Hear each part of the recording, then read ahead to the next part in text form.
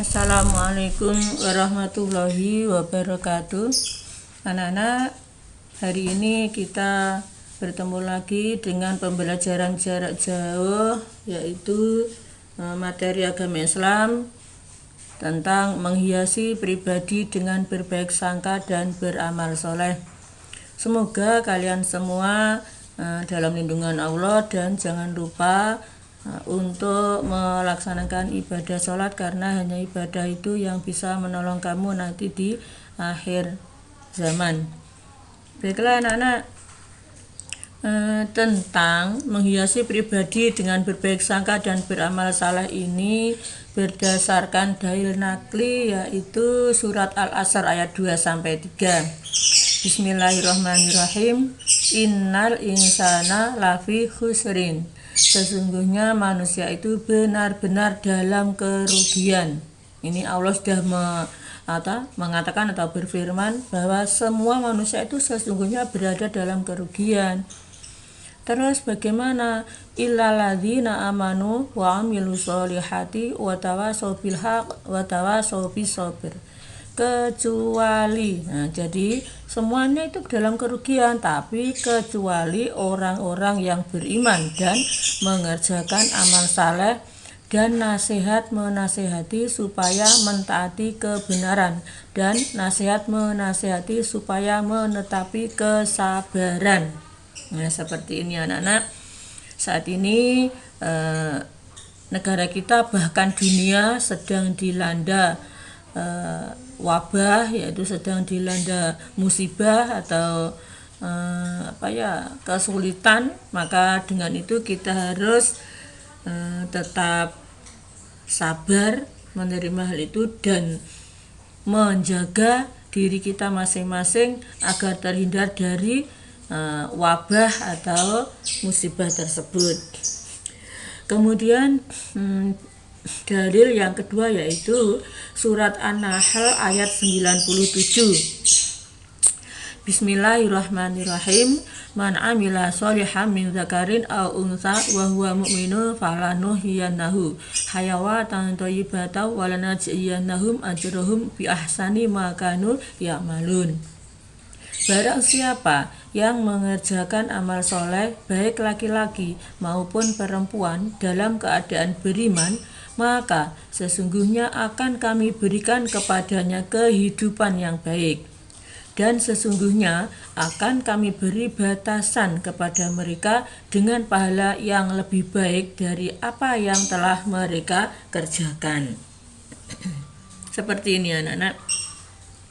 Jadi ini janji Allah ya dalam surat ini, dalam An-Nahl ayat 97 ini, barang siapa dari laki-laki maupun perempuan dia bisa menegakkan bisa beriman, yaitu bisa dalam kehidupan ini, maka dia akan menerima balasannya, ya, seperti itu. Jadi kita harus lebih berhati-hati lagi, karena pada zaman-zaman terakhir ini begitu banyak sekali godaan-godaan yang bisa membuat seseorang itu melupakan akan kewajiban-kewajibannya sebagai hamba Allah yang harus melakukan atau menjalankan kewajiban-kewajiban yang diberikan oleh Allah Subhanahu wa Ta'ala.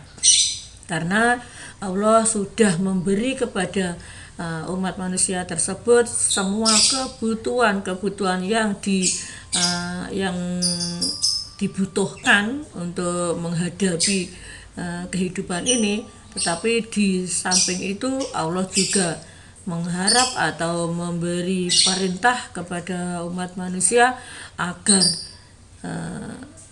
menyembah kepadanya, mentaati peraturan-peraturan yang diberikannya, supaya dalam kehidupan berikutnya, yaitu kehidupan di akhirat, selamat, ya, seperti itu. Terus amal saleh sekarang. Amal saleh berasal dari kata amilus, yakni segala perbuatan yang bermanfaat bagi diri atau orang lain dan sesuai dengan akal rasional, Al-Quran serta As-Sunnah. Antara iman dan amal soleh merupakan satu kesatuan yang tidak dapat dipisahkan. Seseorang yang beriman tanpa diikuti amal soleh, maka keimanannya tidak ada artinya. Sebaliknya, amal soleh tanpa didasari iman, maka amalnya tidak ada artinya. Jadi anak-anak, iman dan amal soleh ini seperti rantai ya, yang tidak putus. Jadi saling bertautan, bergandengan seperti itu, nggak bisa dipisahkan. Seseorang iman tok tidak berbuat, ya nggak bisa. Yakin saja, aku yakin Allah itu ada, aku yakin Allah itu yang menciptakan alam semesta, tapi dia tidak beramal soleh, tidak beribadah, nggak bisa. Jadi harus imbang. Kalau beriman juga harus beramal saleh, beribadah, seperti itu. Ini ada surat Al-Baqarah ayat 82. Bismillahirrahmanirrahim. Walladzina amanu wa amilus solihati ulaika ashabul jannah hum fiha khalidun. Dan orang-orang yang beriman serta beramal soleh, mereka itu penghuni surga, mereka kekal di dalamnya. Nah, ini janji Allah. Orang yang beriman dan beramal soleh akan menetapi surga selama-lamanya, ya, seperti itu. Terus surat Al-Kahfi ayat 107. Bismillahirrahmanirrahim. Innalladzina amanu wa amilus solihati kanat lahum jannatul firdausi nuzula. Artinya sesungguhnya orang-orang yang beriman dan beramal soleh, bagi mereka adalah surga Firdaus menjadi tempat tinggalnya. Di sini anak-anak. Jadi setelah kehidupan ini hanya ada dua tempat, yaitu surga dan neraka. Apabila seseorang itu beriman dan beramal soleh keseluruhan dari amal-amal soleh dan amal ibadah itu, maka dia akan menempati surga yang dinamakan surga Firdaus. Bagi mereka yang tidak menjalankan, yang tidak mengamalkan iman dan amal soleh, maka bagi dirinya pasti akan menempati sebaliknya, yaitu neraka. Seperti itu anak-anak. Syarat amal soleh sekarang, yaitu suatu amal soleh akan sah jika memenuhi syarat sebagai berikut. Yang pertama yaitu amal soleh dilakukan dengan mengetahui ilmunya, ada ilmunya anak-anak, ya, sehingga kalian harus belajar bagaimana cara beramal soleh.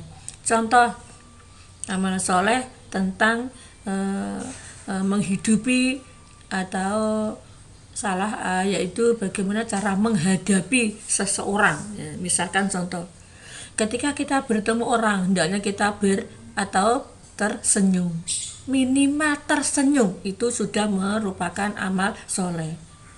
Kita di jalan misalkan, ya, bertemu orang yang tua, dia mau menyeberang, lalu kalian menggandeng orang tersebut, nah, ya, terus diseberangkan, itu termasuk amal soleh. Ada seseorang yang membutuhkan pertolongan, kamu menolong, amal soleh, ya. Ada temanmu yang sakit, kamu mengunjungi, amal soleh. Kamu membuat orang lain senang, itu amal soleh. Seperti itu. Ibadahnya, amal ibadahnya, kamu selalu melakukan apa yang diperintahkan Allah melalui rukun iman dan rukun Islam, maka itu juga dinamakan amal soleh.